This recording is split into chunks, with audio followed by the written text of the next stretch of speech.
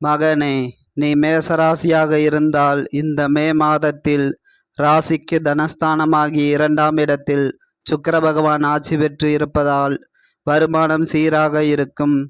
பண பிரச்சனை குறைந்து குடும்பத்தில் மகிழ்ச்சி அதிகரிக்கும்.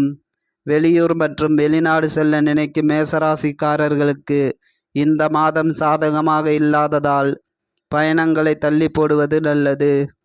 அதோடு இந்த மாதத்தில் புதிய முயற்சிகளை குறைத்து கொள்வது சிறப்பு.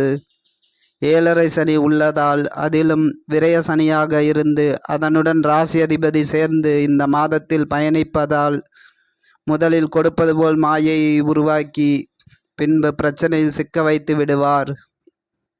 வீடு பழுது பார்ப்பது அல்லது புதிய வாகனம் வாங்குவது போன்ற எண்ணங்கள் உருவாகும்.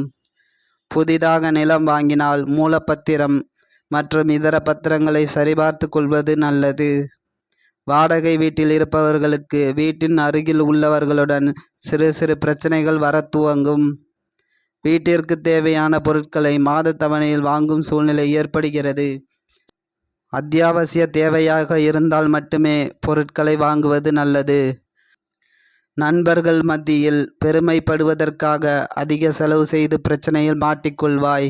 கவனமாக இரு. திடீரென மருத்துவ செலவுகள் அதிகரிக்கும். சுகாதார காப்பீடு திட்டம் போன்றவற்றை தயாராக வைத்திருப்பது நல்லது. தாயிற் சிறந்ததொரு கோவிலும் இல்லை, தந்தை சொல்மிக்க மந்திரம் இல்லை என்பது உண்மைதான்.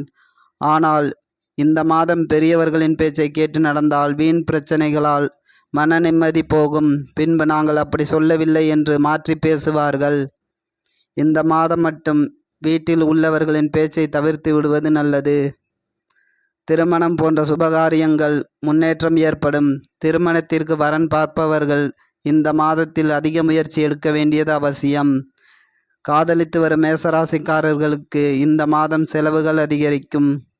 இதுவரை உங்களை உதாசீனப்படுத்திய உறவினர்கள் தேடி வந்து தொந்தரவு செய்வார்கள்.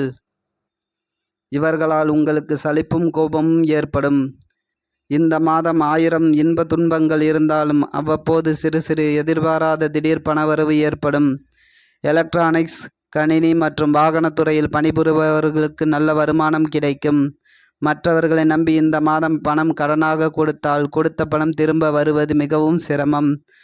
அவ்வாறு பணத்தை கடனாக கொடுத்தால் அடுத்த 6 மாத காலத்திற்கு வாங்குவது சிரமமாக இருக்கும். வாங்கிக்கலாம் அல்லது விரைவில் தருகிறேன் என்று வாக்குறுதி மட்டுமே கிடைக்கும். கொடுத்த பணம் கிடைக்காது. இது உனது குருவின் வாக்காகும்.